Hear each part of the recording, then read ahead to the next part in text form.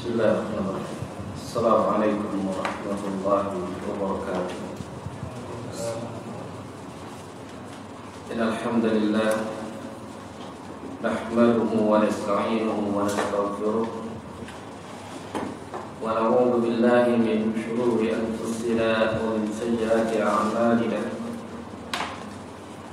May yahdihillahu fala mudilla lahu wa may yudlil fala hadiya lahu. وأشهد أن لا إله إلا الله شهادة لا معبود بحق إلا الله عز وجل وأشهد أن محمدا عبده ورسوله خاتم الأنبياء والمرسلين نبينا محمد صلى الله عليه وآله وسلم. قال الله تبارك وتعالى في كتابه الكريم: يا أيها الذين آمنوا اتقوا الله حق تقاته ولا تموتن إلا وأنتم مسلمون. ثم أما بعد. إخواني وأخواتي في الدين أعزكم الله.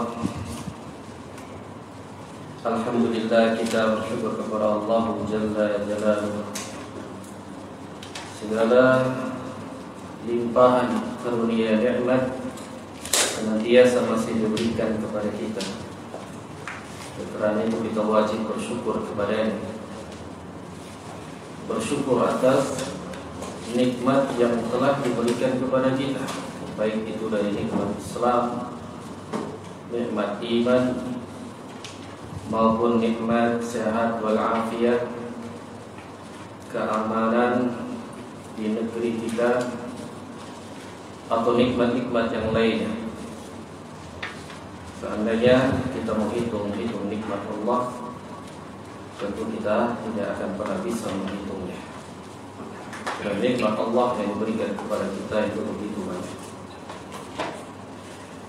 Dan kita kirimkan salam dan shalawat kepada Nabi kita yang mulia sallallahu alaihi wasallam beserta keluarga dan para sahabatnya, dan kepada umatnya yang semoga selalu istiqamah di dalam menjalankan dan menegakkan sunnahnya sampai hari kiamat kelak. Jemaah sekalian yang dirahmati Allah Subhanahu wa taala, kita lanjutkan kajian kita dalam membahas sebuah kitab, yaitu syarah penjelasan Kitabul Jami' min Bulughil Maram min Adillah Ahkam. Yang mana kitab Jami' yang kitab kumpulan dari adab, akhlak, kemudian kumpulan dari kitab Zuhud Wara', dan kumpulan dari kitab doa dan zikir yang dikumpulkan oleh Al-Hafidh Ibnu Hajar Al-Asqalani rahimahullahu ta'ala pada kitab Bulughul Maram min Adillah. Namun pada di bab yang terakhir dikumpulkan oleh beliau rahimahullahu ta'ala untuk menjelaskan kepada kaum muslimin agar mereka bisa mengambil dan mempelajari dari Kitabul Jami' ini. Baik. Adapun malam yang mulia ini kita akan melanjutkan pada hadis yang berikutnya, yaitu hadis yang kedua dari Kitabul Jami' pada bab Al-Adab. Sebelum kita menjelaskan, kiranya dibaca dulu matan dari hadis yang mulia ini. Faliyatafadhal. Man yaqra. Iqra. Wa an Abi Hurairah radhiyallahu anhu qala Rasulullah sallallahu alaihi wasallam: "Unzuru ila man huwa asfala minkum wa la tanzuru ila man huwa fawqakum, fa huwa ajdaru alla yajdaru ni'matallahi 'alaikum." Muttafaqun alaihi. Jazakallahu khair. Hadis yang mulia ini adalah hadis yang dikeluarkan oleh muttafaqun alaih atau dikeluarkan oleh Al-Imam Bukhari dan Al-Imam Muslim dari jalan sahabat Abu Hurairah radhiyallahu ta'ala anhu, yang dia berkata bahwasanya Nabi sallallahu alaihi wasallam bersabda, "Unzuru ila man huwa asfala minkum." Rasul sallallahu alaihi wasallam mengatakan, lihatlah, pandanglah oleh kalian kepada orang yang lebih rendah daripada kalian. Wala tanzuru ila man huwa fawqakum. Dan jangan kalian memandang, melihat kepada seseorang yang di atas kalian. Fahuwa ajdaru an la tazdu ni'matallahi 'alaikum. Maka sungguhnya itu lebih pantas dan lebih patut jika dia memandang yang lebih tinggi daripada kalian, maka engkau akan memandang atau menjadikan merendahkan nikmat Allah yang telah dikaruniakan kepada kalian. Hadis ini dikeluarkan oleh Al-Imam Bukhari dan Al-Imam Muslim. Jemaah sekalian yang dirahmati Allah tabaraka wa taala, hadis ini dijelaskan oleh beberapa para ulama. Kita ambil penjelasan dari Al-Alamah Fadilatul Syekh, yakni Ibnu Baz rahimahullahu ta'ala, ketika beliau menjelaskan akan hadis yang mulia ini. Beliau mengatakan, hadza fihi dalalah ala annahu yanbaghi lil mu'min an la yanzur ila yani min huwa fawqihi fid dunya. Syekh bin Baz menjelaskan bahwasanya dalil yang mulia ini, hadis yang mulia ini menunjukkan bahwasanya kita sebagai seorang mukmin, orang yang beriman kepada Allah, tidak boleh kita memandang, melihat kepada seseorang, yakni kita melihat yang di atas dari kita. Ini tentang perkara dunia. Maka Syekh bin Baz ingin menjelaskan bahwasanya jika seseorang memandang seseorang yang lain dalam perkara hal dunia, misalkan kita memandang seseorang ada yang lebih kaya dari kita,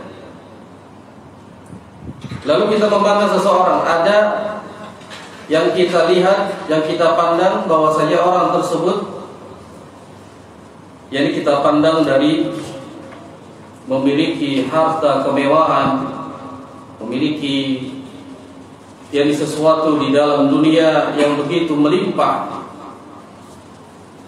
Beliau mengatakan, fa innahu yat'abu hina id wa yastaqillu ni'matallahi 'alaihi wa la yashkuruha.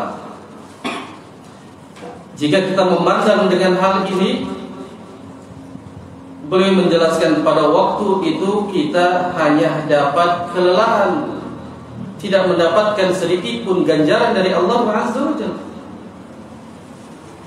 Dan pula wa yastaqillu ni'matallah 'alaihi wa la yashkuruha. Dan dia akan merendahkan nikmat Allah yang telah diberikan kepadanya, dan dia tidak bersyukur atas nikmat yang Allah berikan kepadanya.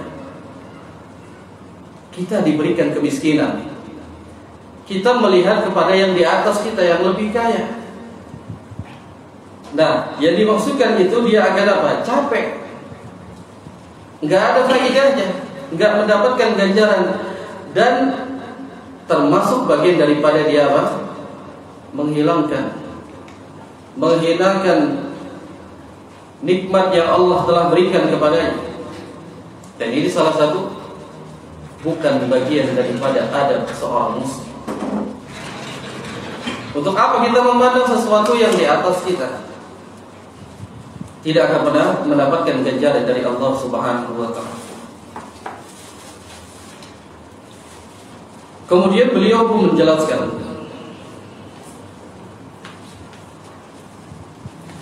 salah satu harusnya yang dilakukan orang muslim, orang yang beriman, bal yanbaghi lahu an yanzura ila min dunihi, yani fi ni'mati. Maka tidak boleh, seharusnya kita seorang muslim jangan sampai kita memandang seseorang selain daripada yakni tentang perkara agama. Ya, misalkan kita memandang seseorang itu apa? Di dalam fisiknya, si fulan masya Allah jamil, ya, tampan di dalam wajahnya. Secara tidak langsung dia memandang rendah nikmat yang telah diberikan kepadanya. Maka hal ini dilarang di dalam ya Islam, karena ini bagian daripada adab syariah, dan itu akan memandang merendahkan daripada nikmat Allah, dan dia tidak pernah bersyukur kepada Allah. Kalau kita memperhatikan dari Allah Subhanahu wa taala ketika memberikan karunia nikmat kepada hambanya, ini tidaklah sama. Kadar yang diberikan Allah itu berbeda-beda. Makanya fama min fakirin illa wa hunaka, yani min huwa afqar min. Jika ada orang fakir, ada orang miskin, pasti di sana ada yang lebih miskin.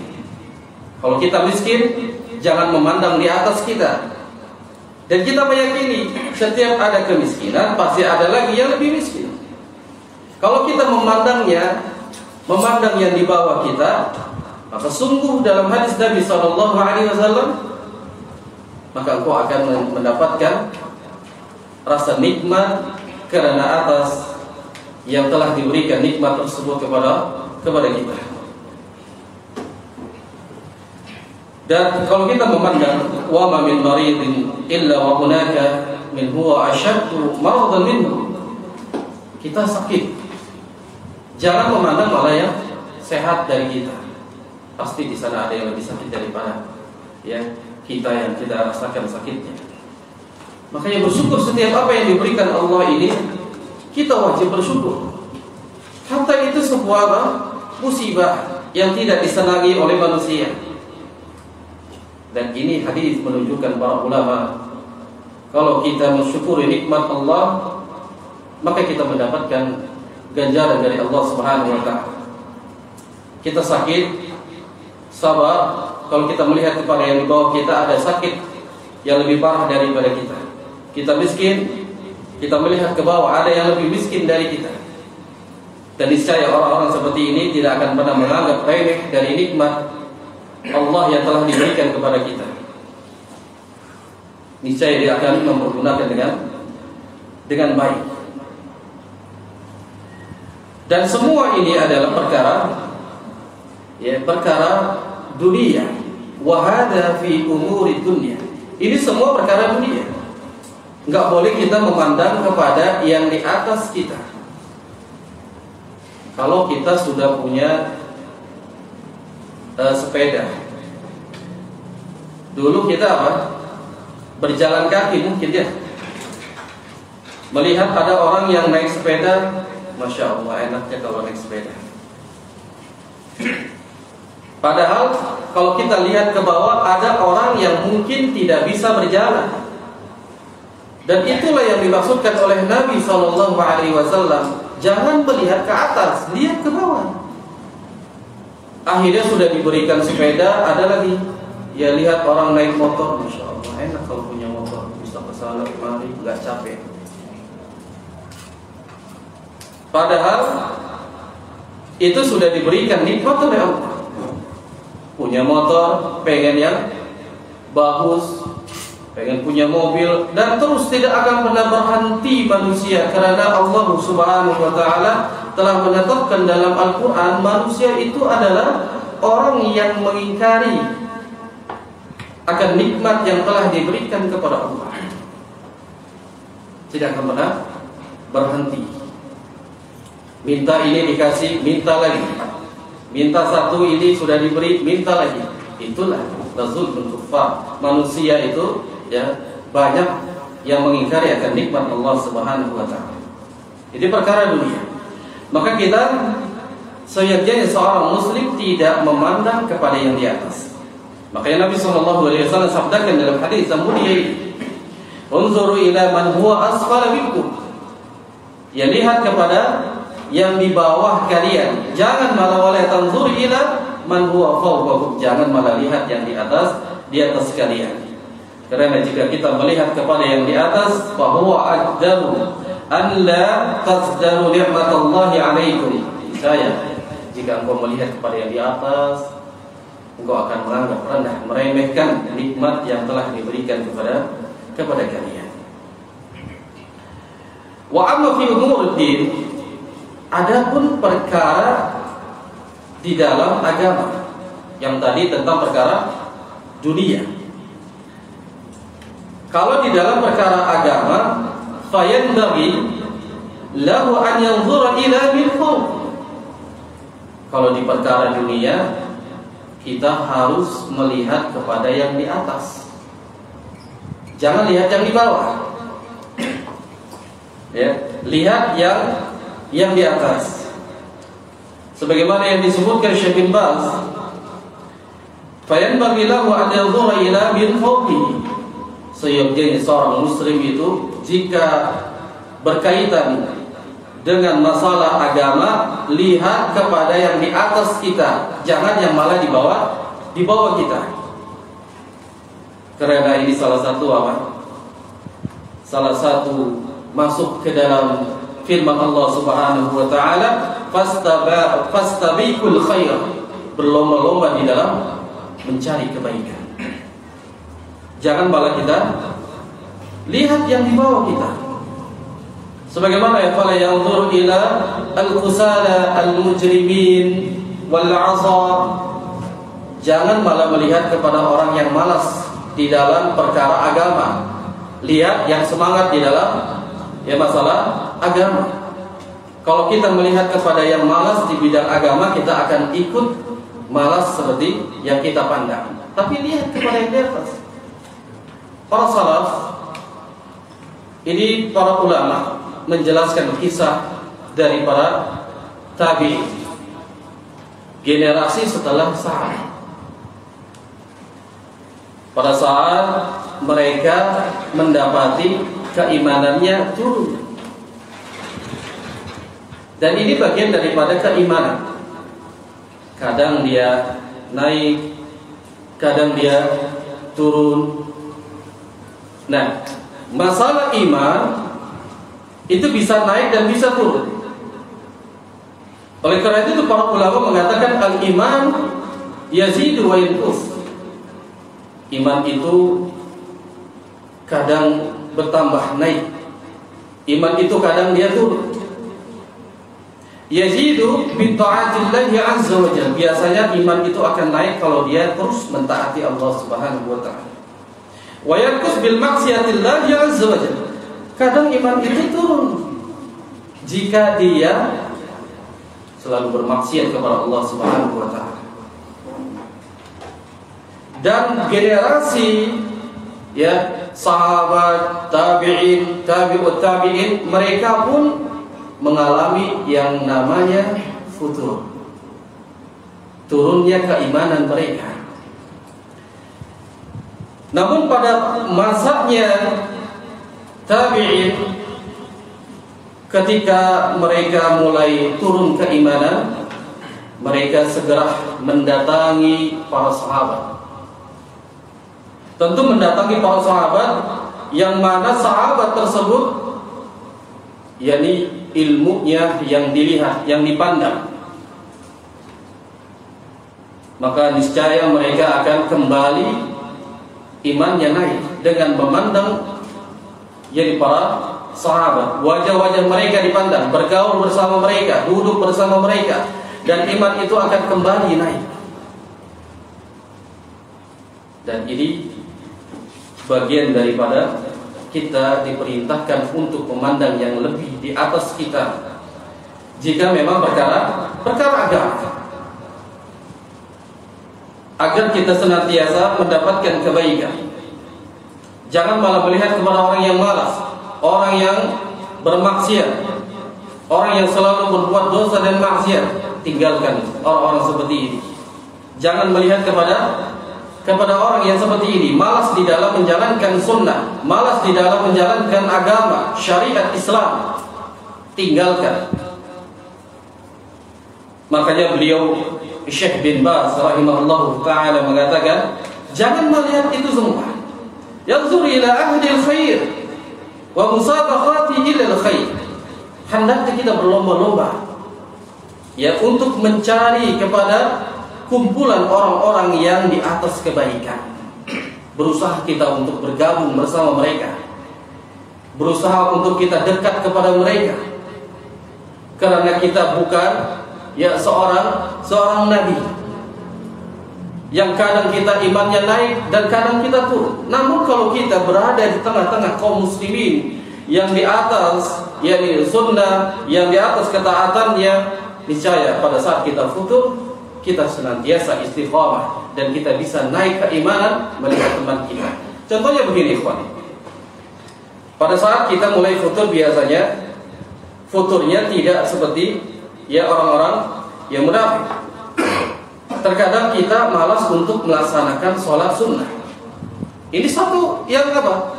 Turun keimanan kita. Yang mungkin kita senantiasa mengerjakan sholat sunnah rawatib, sholat sunnah yang lain, sholat duha, sholat tahajud, dan sholat sunnah yang lain.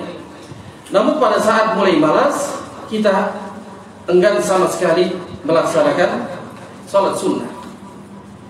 Lalu ketika dia berkumpul bersama orang-orang yang di atas ketaatannya kepada Allah, kepada Nabi SAW tinggi, dan dia selalu memandang dan selalu ikut bersamanya. Dan pada saat itu, setelah ya sholat dari yang diwajibkan Allah sholat wajib, lalu dia melihat yakni sahabatnya sholat sunnah, dia pun akan ikut sholat sunnah. Begitu. Antum kalau di masjid Jumat kan diamalkan oleh kebanyakan kaum muslimin di negeri kita, mereka ada yang namanya sholat sunnah qabliyah Jum'ah. Yang mungkin di orang ini nggak pernah sholat ya wajib yang 5 waktu, yang mungkin dia sholatnya Jumat saja Pak. Jangankan sholat sunnah, sholat wajib saja dia nggak sholat. Pokoknya sholat Jumat saja, dan sholat setahun 2 kali mungkin. Jadi ya. Lalu ketika dia hadir di ya Jumat, orang-orang kan pada bangun. Dia akan ikut bangun dan melaksanakan sholat. Namun itu tidak ada. Ini kita berbicara tentang apa? Kalau dia berkumpul bersama orang-orang yang di atas kebaikan, orang yang mengerjakan ketaatan, dia akan ikut biasa. Tapi kalau kita berkumpul lagi dengan orang-orang yang bermaksiat, pasti kita akan ikut mereka. Makanya kita memilih teman itu harus benar-benar mana yang baik dan mana yang tidak. Ini wajib dalam memilih teman, kita harus memilah-milih. Sebagaimana kita ya mencari teman hidup di rumah tangga pun begitu. Bagi yang jomblo, cari ya, asal jangan pokoknya perempuan apa, sikat saja. Cari pilih teman hidup sampai surga nanti. Memilih. Maka ini yang disebutkan oleh Syekh bin Baz, agar kita bersama orang-orang yang di atas kebaikan, yang kemudian kita akan mengikuti mereka. Salah satunya yaqaddamu ila salatil jamaah wa yusari'. Biasanya orang-orang yang di atas ketaatan kepada Allah dan Nabi-Nya, mereka segera melaksanakan sholat berjamaah, maka temani orang tersebut, datangi mereka, maka kita akan mendapatkan banyak faidah manfaatnya jika kita berteman dengan orang yang di atas ilmu. Kita harus cari teman seperti ini. Kemudian jamaah sekalian yang dirahmati Allah Subhanahu wa taala, kita ambil beberapa faedah dari hadis yang mulia ini. Hadis yang mulia ini diambil beberapa faedah oleh Fadilatul Syekh, yakni Syekh Sa'ad As-Satri hafizahullah taala, yang beliau mengambil al-fawaid al-hadis. Faedah yang pertama yang beliau keluarkan dari hadis yang mulia ini, adamu muqaranah al-insani li halihi fid dunya bima u'tiya aktsar min. Beliau mengatakan kita sebagai seorang muslim tidak boleh membandingkan seseorang di dalam keadaan perihal keadaan tentang dunia, perkara dunia, bima u'tiya aktsar min. Enggak boleh memandang yang membandingkan perkara dunia. Si fulan Masya Allah diberikan harta yang melimpah, enggak perlu dilihat. Enggak perlu dilihat. Yang ada apa? Yang ada malah kita nanti hasad. Ini perkara dunia. Tidak perlu kita membandingkan ini. Li'anna dzalika huquq bi an ya'rifa al-insanu bi maqdari ni'amillahi 'azza wa jalla. Karena itu adalah sesuatu yang benar, nikmat Allah yang telah ditetapkan kepadanya. Jadi nikmat Allah itu berbeda-beda. Yang mungkin kita pada saat ini yang kita miliki, inilah nikmat Allah yang diberikan kepada kita. Maka kita bersyukur kepada Allah. Maka dalam faedahnya, siapa orang ketika dia mendapatkan kenikmatan dari Allah, lalu dia bersyukuri, maka sungguh Allah Subhanahu wa taala akan menambah nikmat yang telah diberikan kepadanya jika dia mensyukuri nikmat Allah Subhanahu wa taala yang telah diberikan kepadanya. Maka jangan kita membandingkan seseorang dalam keadaan perkara dunia. Faedah yang kedua, azmatun ni'amillahi 'azza wa jalla 'alal jami'i mahma tafawat. Yani tafawatat darajatuhum minad dunya. Kita harus mengetahui bahwa nikmat Allah yang diberikan kepada kita itu adalah nikmat yang sangat besar. Jadi jika diberikan seluruhnya kepada kita, ini nikmat yang besar.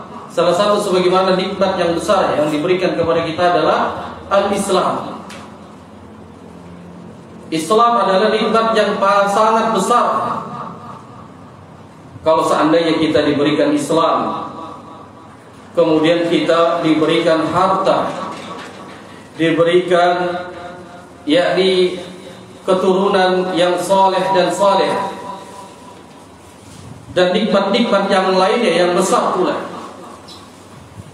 dan hendaknya kita bersyukur kepadanya.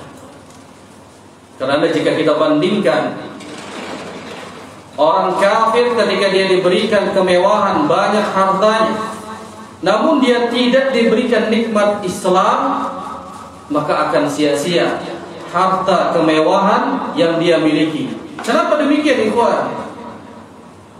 Kita harus berbahagia dan mensyukuri nikmat di atas Islam ini. Karena Allah Subhanahu wa taala akan memasukkan seseorang jika dia di atas Islam. Allah Subhanahu wa taala menyebutkan inna ad-dina 'indallahi al-Islam, menunjukkan bahwasanya agama yang akan diterima, yang akan dimasukkan, yaitu orang yang di atas Islam. Maka berbahagia, tidak kaya, yang penting kita di atas Islam. Lalu yang kedua, nikmat yang terbesar juga setelah Islam, iman. banyak orang muslim Islam namun dia tidak beriman dengan apa yang telah disabdakan oleh Nabi SAW yang disebut dengan rukun iman, KTP Islam. Namun untuk dia beriman dengan rukun iman mungkin ada yang dihilangkan, baik itu 1, 2, 3. Kalau dikatakan apakah engkau beriman kepada Allah, dia mengatakan saya beriman kepada Allah, percaya adanya Allah, beriman. Beriman kepada Rasulullah, percaya bahwasanya Rasulullah adalah utusannya. Ketika diturunkan lagi rukun iman yang lain-lainnya, mungkin dia hilangkan. Salah satu yang banyak dihilangkan oleh kaum muslimin, yaitu dia tidak beriman kepada takdir baik dan takdir buruk. Dia tidak beriman kepada datangnya hari kiamat. Dan salah satunya mereka dikatakan tidak beriman karena mereka mengingkari dari tentang datangnya hari kiamat. Kalau kita beriman tentang datangnya hari kiamat, niscaya kita akan mempersiapkan yakni hari kiamat dengan melakukan amal saleh. Jadi orang-orang yang Islam, sudah memeluk Islam, mungkin dia Islam dari lahir. Ketika dia meninggalkan sholat, tidak mengeluarkan zakat, tidak berpuasa di bulan suci Ramadan, ketika dia mendapatkan musibah, dia malah mencaci, tidak ridho apa yang telah diberikan Allah, maka orang-orang seperti ini tidak beriman. Maka kita sebagai seorang muslim sudah menjadi orang muslim kemudian orang yang beriman, maka ini nikmat besar yang diberikan Allah Subhanahu wa taala kepada kita. Maka kita tidak boleh membandingkan dari hal tentang perkara dunia, mahma tafawatat darajatuhum fid dunya. Enggak boleh membandingkan tentang perkara derajat di dunia. Enggak perlu kita membanding-bandingkan. Apa yang dikatakan kita sudah diberikan nikmat Allah Subhanahu wa taala ketika melihat orang yang lebih dari kita, maka kita akan berusaha untuk bisa menandingi orang tersebut, dan ini bukan bagian daripada akhlak adab syariah di dalam Islam sebagaimana yang disebutkan Nabi SAW. Maka tinggalkan seperti ini. Kita harus mengakui bahwa nikmat Allah yang diberikan kepada kita, nikmat yang besar, Islam, iman, ini yang kita harus syukuri. Faedah yang ketiga, wujubu i'tirafil insani bi ni'amillahi azza wa jalla wa syukrihi subhanahu wa 'alaiha. Wajib kita seseorang mengetahui nikmat Allah Subhanahu wa taala agar kita bisa mensyukuri nikmat tersebut. Ini penting. Terkadang seseorang sudah diberikan makan, tapi dia malah tidak tahu kalau itu adalah nikmat dari Allah. Terkadang seseorang sudah diberikan anggota badan lengkap, tidak cacat, tapi dia nggak tahu kalau itu adalah nikmat Allah. Ini yang harus kita pahami dan kita harus cari tahu. Apa saja nikmat Allah Subhanahu wa taala? Yang terkadang seseorang itu nikmat diartikan sebagai adalah harta. Tapi tidak demikian. Para ulama menjelaskan apa saja yang diberikan Allah kepada kita, baik kesehatan, lengkap badan kita, kita punya istri salehah, anak yang saleh dan salehah, punya teman yang baik, itu bagian daripada apa? Rizqu minallah azza wa jalla. Rizki dari Allah. Teman baik, teman saleh, itu rizki dari Allah, karunia dari Allah. Jadi yang kita tahu adalah nikmat Allah itu berupa harta. Segala sesuatu yang diberikan Allah kita mengakui bahwasanya itu adalah nikmat dari Allah, maka kita wajib bersyukur kepadanya. Karena segala sesuatu yang diberikan kepada kita, yang kita miliki pada saat ini, itu datangnya dari Allah Subhanahu wa ta'ala. Datangnya dari Allah. Allah yang memberikan itu semua. Kita tidak boleh mengingkari. Faedah yang keempat, al-faedatul rabi'ah, yang dikeluarkan oleh Syekh Sya'ad Asy-Syatri hafizahullah ta'ala. Beliau menjelaskan al-man'u min hasadil akharin. Seorang muslim dilarang untuk hasad, dengki kepada orang lain. Yang dimaksudkan hasad di sini sebagaimana hadis yang dijelaskan oleh Nabi SAW, unzuru ila man huwa asfala minkum wala tanzuru ila man huwa fawqakum. Maksudnya adalah jangan hasad kalau seseorang diberikan kemewahan, nikmat yang besar, nggak perlu hasad, nggak perlu.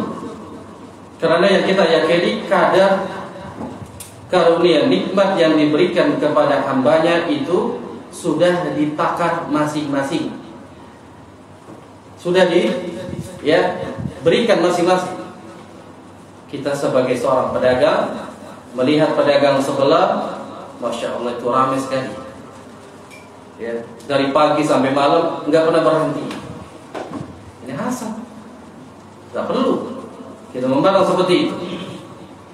Ini perkara dunia nggak perlu. Jadi yang dia harus pandang itu adalah segala sesuatu yang diberikan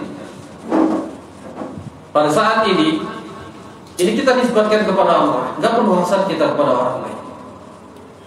Yang ada kalau kita melihat seperti itu, hasad-hasad, akhirnya berbuat jahat, menzalimi orang tersebut dengan mendatangi jadi para dukun untuk dibuat sepi, dibuat bangkrut. Inilah dihindari.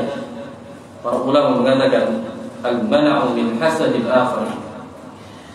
Faedah yang kelima, jemaah sekalian yang dirahmati Allah Subhanahu wa taala, at-targhibu fil qana'ah bi fadlillah Subhanahu wa taala.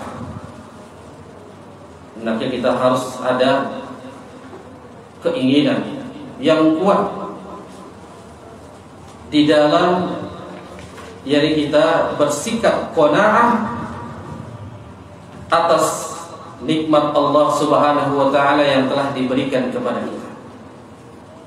Karunia-Nya diberikan kepada kita, kita menjadi qanaah. Qanaah itu adalah merasa cukup apa yang telah diberikan oleh Allah Subhanahu wa ta'ala. Cukup kita diberikan qanaah. Hatta kemudian kita merasa cukup. Maka ketika kita menghadirkan di dalam diri kita qanaah, merasa cukup, bidzalika tahsulu rahatul bal wa tuma'ninatun nafs. Maka jika kita menjadikan hidup ini qanaah, maka keadaan kita tenang, jiwa kita tenang. Kalau kita menghadirkan qanaah di dalam hidup. Namun kalau kita tidak menghadirkan qanaah, yang ada menimbulkan hasad, benci, merendahkan nikmat Allah, tidak bersyukur kepada Allah. Ini dihindarkan. Maka kita perhatikan targhibu fi qanaati bi fadlillah Subhanahu wa ta'ala. Beritikad, berusaha keras menjadi orang yang di atas qanaah, atas nikmat karunia yang diberikan oleh Allah Subhanahu wa ta'ala. Al-faedah sadisah, yang keenam, Anal hadis, bahwasanya hadis termulia ini laisa khasan bi amri rizqi. Nah, ini yang harus diperhatikan. Hadis ini bukan khusus untuk berbicara tentang masalah rezeki. Maksudnya kita di dalam perkara dunia jangan memandang seolah-olah khusus hadis ini tentang rizki, melihat kepada yang lebih kaya. Tidak. Namun ini hadis secara umum. Ya, secara umum. Apabila kita sakit, maka pandanglah kepada yang di bawah kita. Ada lagi yang sakit lebih parah dari kita. Kita miskin, kita memandang ada lagi yang lebih miskin dari kita. Memandangnya seperti itu. Kita punya rumah kecil, namun kita memandang ada lagi yang di bawah kita. Mungkin dia tidak punya rumah, tinggal di bawah jembatan. Tidak perlu ya kita menganggap bahwasanya memandang itu dalam hal rezeki. Semuanya kita harus melihat ke bawah agar kita bisa bersyukuri nikmat Allah Subhanahu wa taala. Maka faedah yang ketujuh di dalam hadis yang mulia ini, bahwasanya para ulama menjelaskan agar kita melihat kepada yang di bawah dan tidak melihat kepada yang di atas. Salah satunya agar kita bisa menjadi orang-orang yang pandai bersyukur kepada Allah. Orang yang pandai bersyukur dijelaskan oleh Al-Imam Ibnu Qayyim Al-Jauziyah rahimahullahu ta'ala. Orang yang pandai bersyukur, kata beliau, ketika pada saat Allah berikan karunia nikmat kepada kita, dikatakan orang tersebut pandai bersyukur, maka segera dia mensyukurinya. Beliau mengatakan bagaimana cara mensyukuri atas nikmat Allah Subhanahu wa taala yang diberikan kepada kita. Pada saat itu kita diberikan kenikmatan oleh Allah, maka seorang muslim dia disunatkan untuk mengucapkan tahmid, alhamdulillahirabbil alamin. Karena ucapan tahmid, alhamdulillahirabbil alamin, segala puji hanya milik Allah Subhanahu wa taala. Kita memuji apa yang telah diberikan kepada kita, ini kita puji. Dialah Allah yang memberikan segala karunia nikmatnya ini kepada kita. Kita memuji Allah. Lalu beliau mengatakan yang kedua, orang yang pandai bersyukur ketika dia diberikan nikmat, dia mengucapkan alhamdulillah, maka iringi dengan yakni beribadah kepada Allah Subhanahu wa taala. Dan ini yang terbesar. Banyak kaum muslimin ketika diberikan nikmat alhamdulillah, tapi meninggalkan ibadah kepada Allah. Diberikan kenikmatan alhamdulillah, anak lahir alhamdulillah, anak lahir selamat, tapi dia tidak bersyukur kepada Allah dengan cara beribadah kepada Allah. Padahal inti daripada penciptaan kita tidak lain adalah beribadah kepada Allah. Yang Allah Subhanahu wa taala sebutkan, wa ma khalaqtul jinna wal insa illa liya'budun. Allah ciptakan manusia dan jin tidak lain untuk beribadah kepada Allah. Dan beribadah kepada Allah sampai kapan, ikhwan? Sampai datang kematian. Wa'bud ya rabbak hatta ya'tiyakal yaqin. Beribadahlah engkau kepada Allah sampai datang kematian. Kalau sudah mati tidak ada lagi beribadah kepada Allah. Ini konsep daripada kita mensyukuri nikmat Allah, menjadi orang yang pandai bersyukur kepada Allah.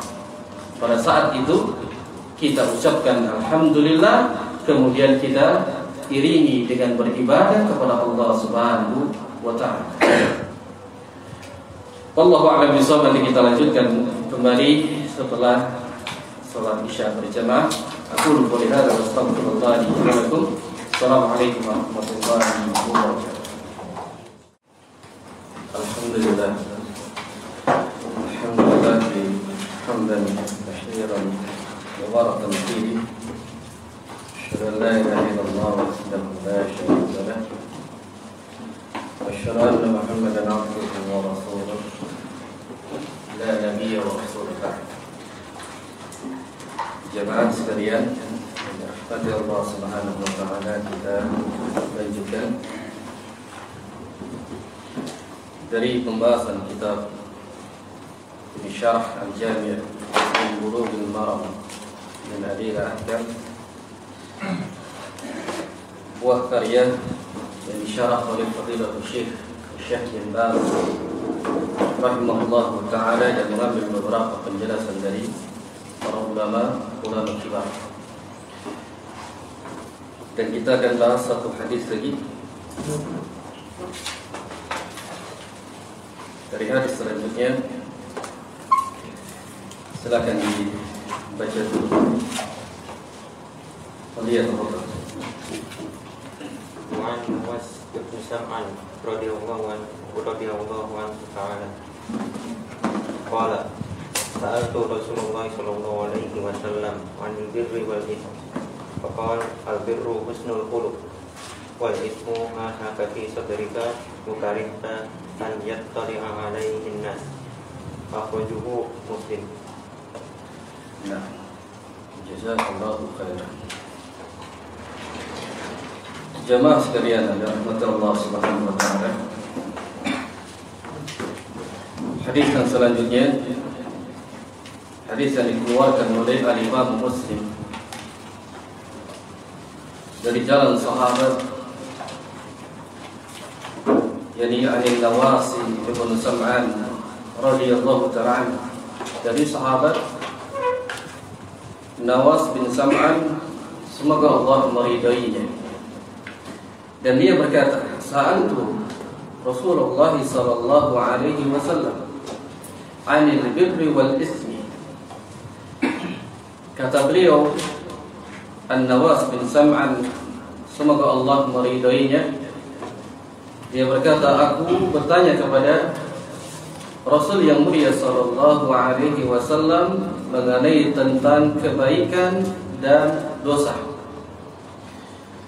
Faqala, Rasul sallallahu alaihi wasallam bersabda, al-birru husnul khuluq.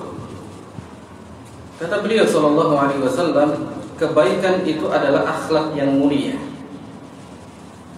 Wal ismu ma haka fi sadri wa karihta an yatali' alaihi nas.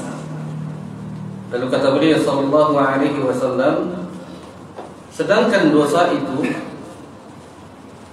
sesuatu yang senantiasa membuat ragu di dalam hatimu, dan engkau takut sesuatu itu diketahui oleh orang lain. Itu dosa. Hadis ini dikeluarkan oleh Al-Imam Muslim. Dalam hadis ini yang mulia ini, para ulama menjelaskan sebagaimana yang dijelaskan oleh Syekh bin Baz rahimahullahu ta'ala. Beliau mengatakan, hadza fihi aidan fadlun husnul khuluq. Hadis yang mulia ini salah satu keutamaan dan juga diberikan dari Allah kepada kita kalau kita memiliki akhlak yang mulia. Itu bagian daripada keutamaan dan nikmat dari Allah Subhanahu wa taala. Dan termasuk bagian wa annahu minal adabi syar'iyyah. Termasuk di dalamnya tentang bagaimana kita beretika, beradab yang dijelaskan dalam syariat Islam. Terkadang seseorang bisa beretika namun tidak bisa membandingkan, membedakan mana yang disyariatkan, mana yang bertentangan dengan syariat. Kita harus bisa membedakan ini. Salah satunya kebiasaan di negeri kita, mungkin dia bisa menjadi pribadi yang baik, ya husnul khuluq, memiliki jadi akhlak yang mulia, akhlak yang baik. Namun dia tidak bisa membedakan mana yang disyariatkan dan mana yang tidak. Akhirnya dia bisa memvonis semua dia masuki, asalkan kita bisa berperilaku baik kepada mereka. Padahal kita berperilaku baik itu harus melihat kalau bertentangan dengan syariat, maka tidak ada lagi kita berperilaku baik kepada mereka. Kalau dia bertentangan dengan syariat Islam. Yang lalu beliau mengatakan husnul khuluq, dan bagian daripada akhlak yang mulia dikumpulkan oleh beliau salah satunya talaqul wajhi, yaitu senyum wajahmu kepada saudaramu. Ini bagian daripada husnul khuluq, akhlak yang mulia. Ya, Rasul sallallahu alaihi wasallam pun menyebutkan dalam hadis yang dikeluarkan Al-Imam Tirmidzi. Ini bagian daripada akhlak yang diajarkan oleh Rasul yang mulia sallallahu alaihi wasallam kepada kita sebagai umatnya, yang kita harus ikuti, contohi suri teladan kita Nabi Muhammad sallallahu alaihi wasallam. Apa kata beliau? Beliau mengatakan, tabassamuk fi wajhi akhika laka sadaqah. Kata beliau sallallahu alaihi wasallam, engkau senyum, ya, bermuka manis wajah kita, senyum di hadapan saudara kita, maka itu dihitung sebagai sedekah. Sedekah enggak perlu kita mengeluarkan apa? Enggak mesti harus mengeluarkan uang.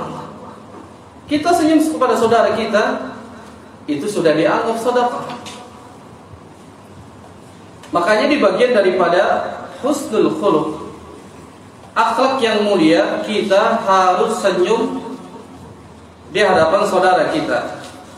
Wa badlul ma'ruf, bagian daripada husnul khuluq juga apabila kita melakukan sesuatu yang ma'ruf dan masuk kepadanya husnul khuluq, sebagaimana di awal ada menjelaskan bahwasanya akhlak yang mulia kita harus bisa memilah-memilih yang dikatakan sebagai husnul khuluq. Kalau kita nimbrung bersama orang-orang yang sedang melakukan ibadah yang tidak ada contohnya dari Nabi SAW, dia melakukan sesuatu yang muhdats, maka ini bukan bagian daripada husnul khuluq. Karena beliau mengatakan husnul khuluq jadi yajma'u, salah satunya badlul ma'ruf, melakukan sesuatu yang ma'ruf. Ma'ruf adalah kebaikan. Kebaikan bukan dipandang oleh di hadapan manusia, tapi di hadapan Allah berupa dalil, dan di hadapan Nabi SAW berupa dalil Al-Quran dan Sunnah. Termasuk bagian daripada husnul khuluq, akhlak yang mulia, wa kafful adha. Apa itu wa kafful adha? Yakni menyingkirkan sesuatu yang membahayakan di jalan, tidak menzalimi orang lain. Husnul khuluq, sebagaimana kama qala Ibnu al-Mubarak rahimahullahu taala mengatakan bahwasanya husnul khuluq, akhlak yang mulia, beliau mengatakan yakni talaqatul wajhi, senyum wajahmu di hadapan temanmu, saudaramu, kemudian wabadlul ma'ruf, melakukan sesuatu yang ma'ruf, yang sesuai dengan perintah dari Allah dan Rasulnya sallallahu alaihi wasallam, wa kafful adha, menyingkirkan sesuatu yang membahayakan bagi orang lain di jalan, tidak menzalimi orang lain. Ini termasuk bagian daripada husnul khuluq. Ini malah kita dibuat rintangan di jalan. Iya, kasih apa? Polisi tidur yang membahayakan. Padahal itu adalah jalan yang sempit. Kalau jalan yang bebas, jalan raya. Antum nikah nanti ambil jalan orang lain, haknya, gitu. Nggak punya tempat walimah di pinggir jalan menutupi, masya Allah. Ini bagian daripada sesuatu yang tidak berakhlak dan tidak beradab terhadap saudaranya. Termasuk kita menyingkirkan duri saja yang membahayakan orang lain kita singkirkan. Ini malah dibuat untuk melakukan sesuatu yang membahayakan bagi orang lain. Maka bukan bagian daripada husnul khuluq. Ini yang disebutkan oleh Ibnu al-Mubarak. Lalu beliau Syekh bin Baz mengatakan fayanbaghi lil mu'min an yakuna tariqal wajhi 'inda al-liqa'. Ini ada sesuatu yang harus ditekankan bagi seorang muslim. Apabila dia berjumpa terhadap saudaranya sesama muslim, maka yang harus dia lakukan adalah senyum di hadapan wajahnya. Ya, seorang muslim ketika bertemu, entah itu sesama saudara kita sesama muslim, ma'ad duyuf, dan juga kepada para tamu yang sedang bertamu di rumah kita. Tapi tamu juga harus beradab nih. Terkadang tamu nggak beradab, datang ya pada tengah malam, udah waktunya tidur dia datang. Padahal Nabi SAW yang itu menjelaskan dalam bagaimana ada bertamu. Ini sudah kita bahas, sudah kita lewatkan dalam kitab yakni Al-Adab ya, Muslim fil Yaumi wal Lailah, sudah kita habiskan. Padahal di situ kita harus juga senyum, datang senyum. Bagian daripada seorang muslim masuk kepadanya husnul khuluq, yakni thayyibul kalam, berkatanya yang baik. Makanya bisa dibedakan mana saja pokoknya. Mana ketika dia sudah mengaji, diperhatikan ikhwan, yang sudah mengaji, yang mengatasnamakan dirinya sebagai ahlus sunnah, manhaj salaf, tapi bicaranya tidak bisa dikontrol. Mana bicara yang baik, mana bicara yang tidak baik. Jadi hati-hati, terkadang kita ini tidak memiliki adab. Dan makanya adabnya husnul khuluq, akhlak yang mulia itu bisa dia menghormati dan menghargai orang yang lebih tua darinya. Ini Masya Allah, ahlu sunnah, ya sunnah, tidak bisa dia berlemah lembut di hadapan yang lebih tua darinya. Kemana ilmu adab? Makanya para ulama mengatakan pelajari adab terlebih dahulu sebelum dia mempelajari sebuah ilmu. Kalau dia berilmu tapi tidak beradab, maka tidak akan pernah diterima. Nabi SAW ketika menyampaikan suatu ilmu diiringi dengan adab. Maka bagian daripada husnul khuluq, jadi dia bisa berkata yang baik, menghormati yang lebih tua, menghargai pendapat-pendapat yakni orang lain. Ini akhlak yang mulia. Jadi hakadha yakunu husnul khuluq, termasuk bagian daripada mulianya seseorang memiliki akhlak yang mulia kalau dia bisa menerapkan yang dijelaskan oleh Rasul sallallahu alaihi wasallam. Paling tidak yakni kita bisa senyum di hadapan saudara kita, itu sudah termasuk bagian daripada yakni akhlak yang mulia. Nabi SAW menyebutkan pula dalam hadis yang dikeluarkan oleh Al-Imam Muslim, kata beliau, la tahqiranna minal ma'ruf, yani minal ma'ruf syai'an walau an talqa akhaka biwajhi qalb. Seorang itu tidak dikatakan bagian melakukan sesuatu yang ma'ruf ketika dia berjumpa dengan saudaranya. Senyum saja di hadapan saudaranya, walau hanya senyum saja, maka sesungguhnya dia telah melakukan yang ma'ruf. Hanya senyum saja dia terhitung bagian daripada melakukan yang ma'ruf, sebagaimana yang disebutkan oleh Ibnul Mubarak bahwasanya wabadlul ma'ruf, melakukan yang ma'ruf, bagian daripada husnul khuluq, akhlak yang mulia. Jadi para ulama menjelaskan ini dan mengamalkan ini. Mereka tidak berjumpa melengos, senyum dia, bahkan diperintahkan pula sebagaimana yang telah jelaskan adab-adab sebagai seorang muslim kepada muslim yang lainnya. Jadi hakul muslim ala muslim, ada di dalamnya adalah jadi afdhus salam, menyebarkan salam, termasuk bagian daripada husnul khuluq. Sampaikan salam kepada mereka. Ini kan diajarkan adabnya. Yang berdiri kepada yang duduk, yang berkendara kepada yang tidak.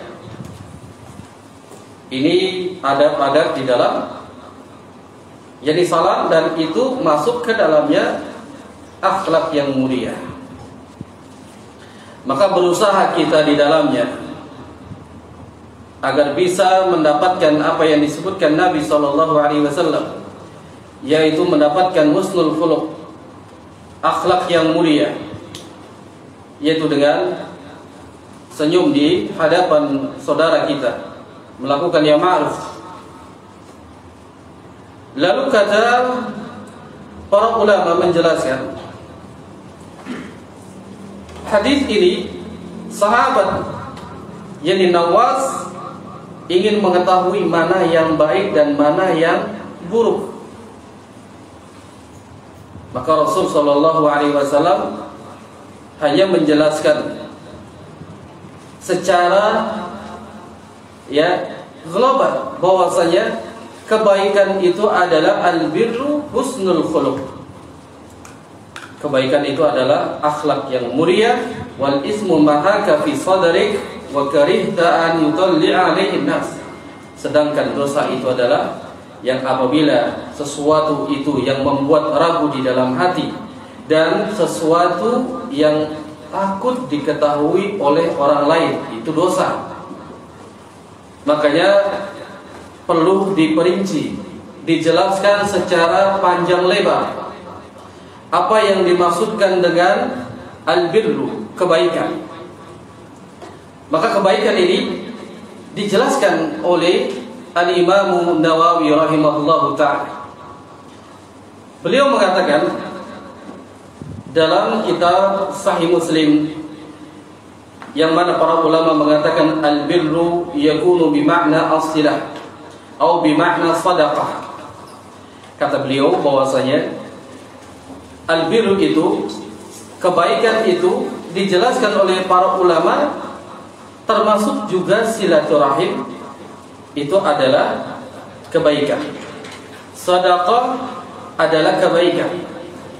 Termasuk di dalamnya taat kepada Allah, taat kepada pemimpin, taat kepada kedua orang tua dalam rangka yang ma'ruf, maka masuknya di dalamnya al-birru, kebaikan. Masuknya di dalamnya kebaikan. Makanya beliau merangkumi setiap amalan yang baik di dalam firman Allah Subhanahu wa taala dalam surat Al-Imran pada ayat ke-92. Lan tanalul birra hatta tunfiqu mimma tuhibbun. Wa ma tunfiqu min syai'in fa innallaha bihi 'alim.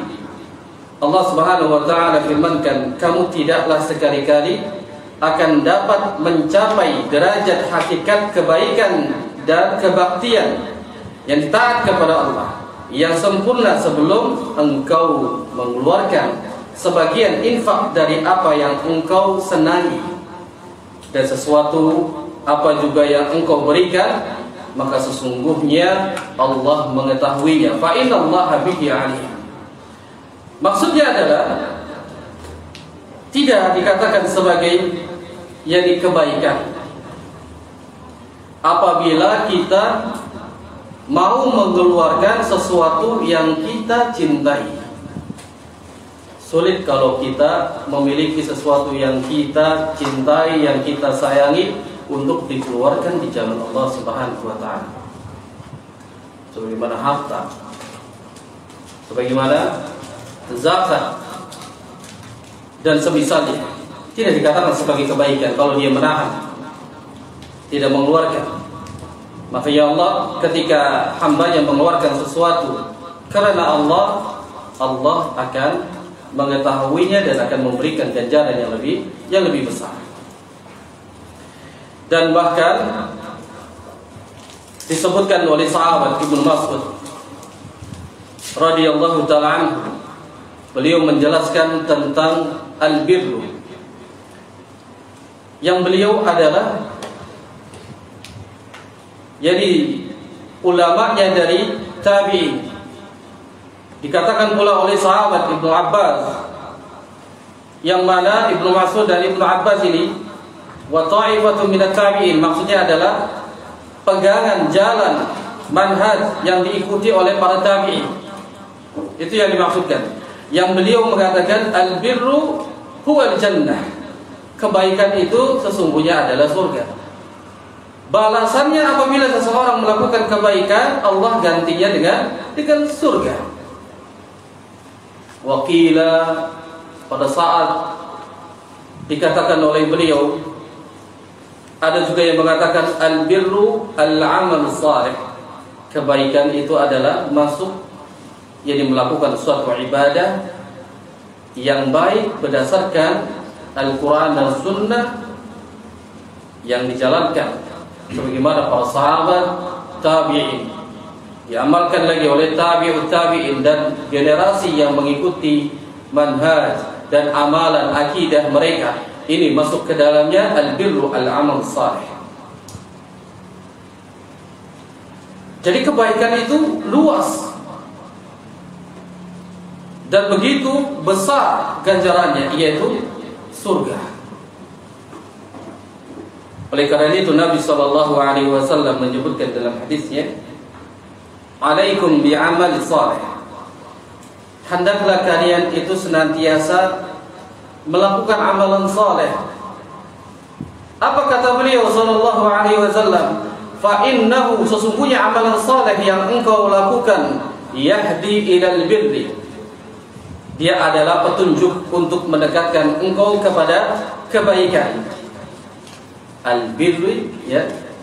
Al-kebaikan juga, al-birru huwal jannah. Kebaikan itu yang akan memasukkan dirinya ke dalam surga. Namun amalan saleh di sini dijelaskan oleh Al-Imam Ibnu Katsir rahimahullahu taala. Amalan saleh itu ada rukun dan syaratnya yang harus dia tunaikan, yang dia harus amalkan.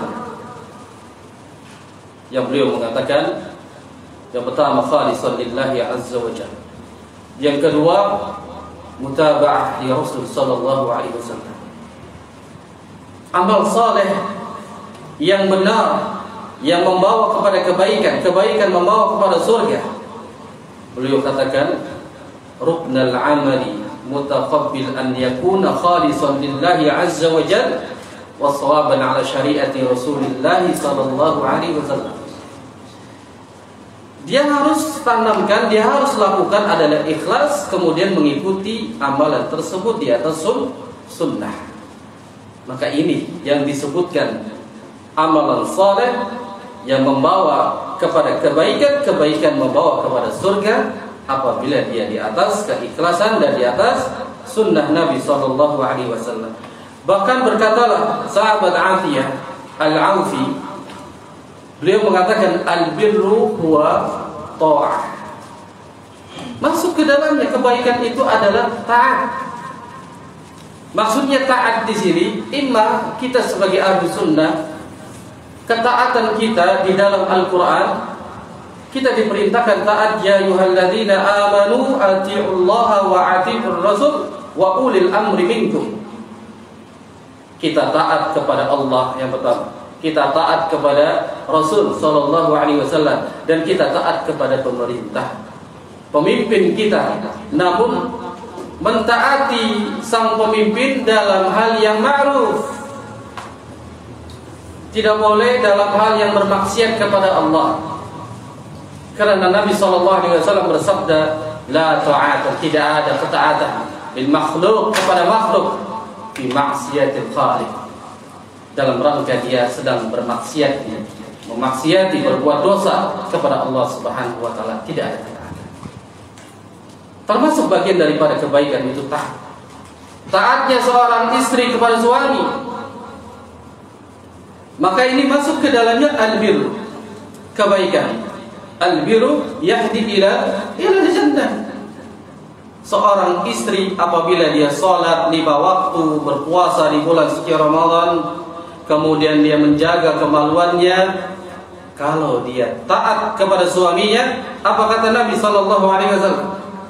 Masuk ke dalam surga dari pintu mana saja yang engkau kehendaki. Taat kepada suami kembali kepada ketaatannya dalam rangka yang ma'ruf. Taatnya kita kepada atasan kita sebagai kita bekerja di suatu perusahaan dalam hal yang ma'ruf. Semua kembali kepada ketaatan. Maka ini yang dimaksudkan adalah kebaikan. Dan bahkan berkatalah waqala Atha, sahabat Atha ini mengatakan pula, termasuk al-birr, kebaikan itu kata beliau, huwa syarafuddin wa taqwa. Yang dikatakan al-birr, kebaikan adalah kemuliaan di dalam agama, yaitu takwa kepada Allah Subhanahu wa taala. Ini derajat yang paling tinggi, ikhwan. Takwa kepada Allah. Seseorang kalau sudah takwa kepada Allah, Allah ridho kepadanya, cinta kepadanya, apa yang dia inginkan Allah berikan. Derajat tinggi. Makanya kalau kita membaca Al-Quran, mendengar firman-firman Allah Subhanahu wa taala dalam Al-Quran, selalu di akhirnya adalah takwa. Sebagaimana ayat yang masyhur pada bulan suci Ramadan, diperintahkannya kita berpuasa bulan suci Ramadan. Ya ayyuhalladzina amanu kutiba alaikumusiyam kama kutiba alal ladzina min qablikum la'allakum tattaqun. Jadi bulan suci Ramadan itu adalah bulan yang diwajibkan seseorang hamba untuk berpuasa, sebagaimana umat sebelum kita diwajibkan berpuasa. Nah, setelah kita melakukan apa yang diperintahkan Allah, derajatnya la'allakum tattaqun, agar kalian itu menjadi orang yang bertakwa. Derajat yang paling tinggi kalau sudah dia takwa, maka masuk ke dalamnya seluruh kebaikan ada padanya. Ada kepadanya, makanya kebaikan ini selalu menimpa, mengiringi kepada orang-orang yang mentaati Allah dan menjauhi segala larangan Allah Subhanahu wa taala. Kemudian ikhwani wa akhwati fid din, jamaah sekalian yang dirahmati Allah Subhanahu wa taala, yang terakhir disebutkan oleh Al-Qadi, yakni Al-Iyad. Ya, beliau mengatakan bahwasanya husnul khuluq, akhlak yang mulia, beliau katakan salah satunya yang seseorang bisa bergaul kepada orang lain secara ma'ruf. Ini susah nih, bergaul sama seseorang secara yang ma'ruf. Beliau katakan lagi as-sabr, sabar. Sabar di atas apa? Di atas tingkah laku yang kita pergauli. Kalau dia buruk, ya sabar. Sabar. Itu masuk ke dalam akhlak mulia. Kalau kita bisa merubah dari sikapnya, dari perilaku yang buruk, maka subhanallah, dia mendapatkan kebaikan. Sebagaimana kita menunjukkan sesuatu yang baik kemudian diamalkan oleh seseorang tersebut, maka tidak sedikit pun dikurangi dari kebaikan apa yang diamalkan kita dapat. Maka yang harus kita bisa bergaul dengan orang lain, yakni dengan mengikuti yakni kebiasaan mereka yang tidak bertentangan dengan syariat. Misalkan ada di kampung, kita datang ke kampung tersebut, biasanya dia pakaiannya begitu, ya, pakaiannya begitu, harus begitu. Misalkan datang kemana, yang pakai koteka di Papua misalnya, mohon maaf nih orang Papua, nanti saya dilaporkan. Seandainya ini kan menjadi adat kebiasaan mereka, datang ke sana harus pakai koteka. Kita bisa bergaul bersama mereka, ikut kepada mereka, bukan berarti kita yang menyelisih daripada syariat. Ini kan sesuatu yang haram, membuka aurat. Enggak boleh yang seperti ini. Namun kalau yang tidak bertentangan dengan syariat, maka boleh lakukan. Kita Idul Fitri pulang ke kampung. Ke kampung biasanya ada apa? Kebiasaan mereka yang tidak bertentangan. Mungkin ada silaturahim keliling, gitu ya, tetangga satu, tetangga dua, sampai ke tetangga kampung keliling. Jadi tidak bertentangan dengan syariat. Tapi kalau dia bertentangan dengan syariat, jangan ikuti. Ini bisa membawa kepada mereka bergaul, tapi kita harus berikan kepada mereka akhlak yang mulia, sampaikan kepada mereka yang ma'ruf. Apabila dia sombong, apabila dia maksudnya adalah tingkah lakunya tidak benar, kita harus sabar. Kita berusaha untuk apa? Merubah dari tingkah laku, kebiasaan, adat yang bertentangan dengan syariat, maka dirubah kepada sesuatu yang dibenarkan dalam syariat Islam. Maka faedah yang kita bisa ambil, jamaah sekalian yang dirahmati Allah Subhanahu wa taala, Syekh Sa'ad As-Satri dia mengambil beberapa faedah dari hadis yang mulia ini, yang mana beliau menjelaskan dan mengambil faedah. Yang pertama adalah at-targhibu fi husnil khuluq. Berusaha keras kita agar kita menggapai, agar ada pada diri kita yaitu akhlak yang mulia. Karena akhlak yang mulia a'la darajati husnil khuluq. Ini akhlak yang mulia ini derajatnya paling tinggi. Berusaha kita agar kita mendapatkan bagaimana derajatnya ditinggikan Allah dengan akhlak yang mulia.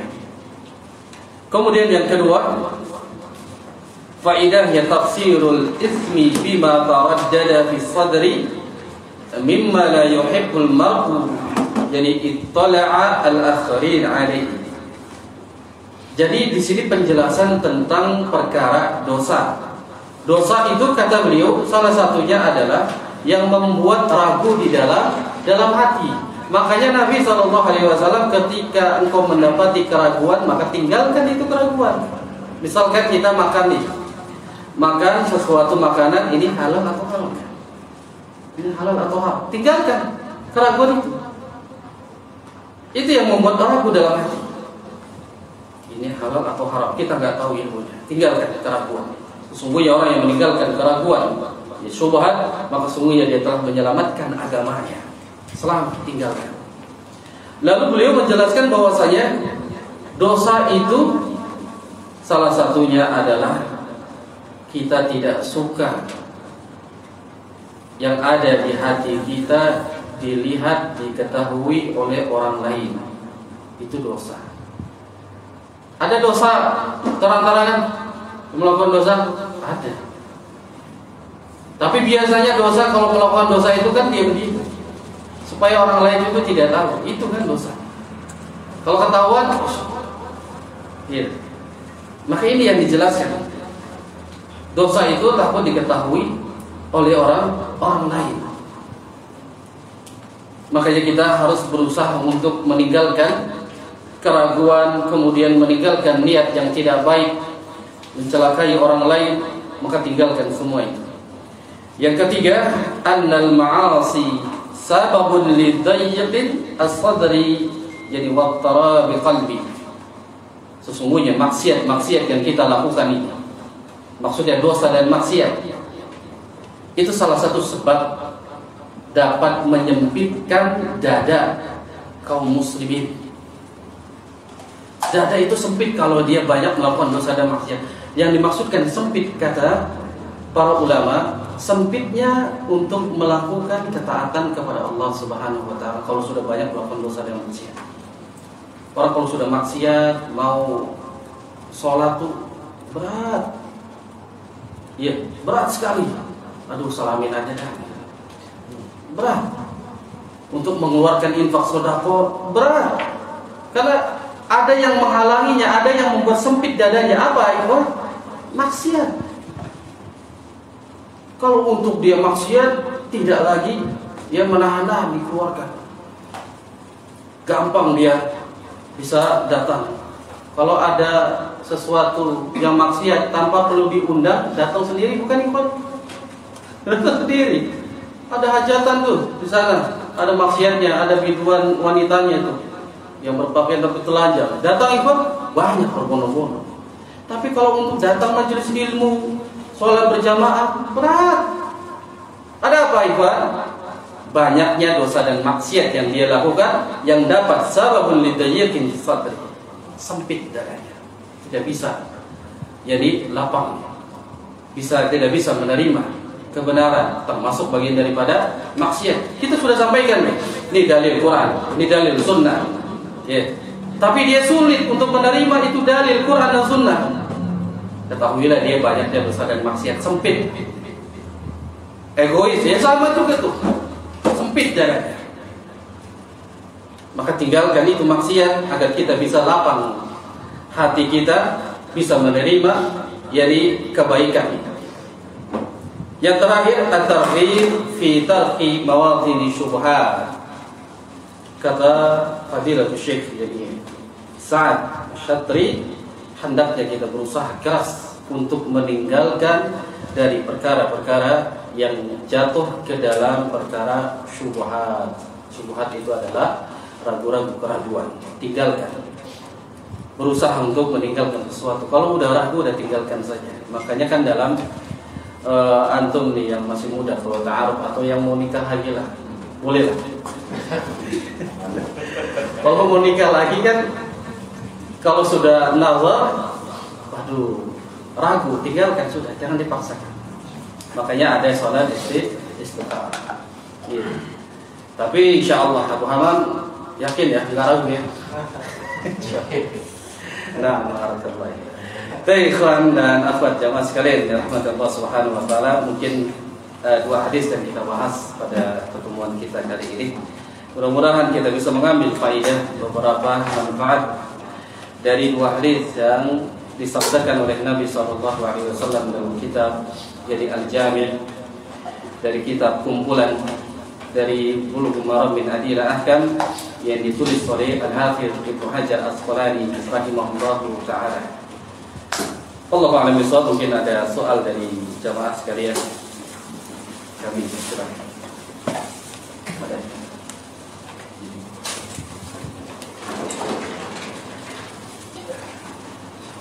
Baik, kita akhiri dulu. Nanti kita boleh bersoal jawab.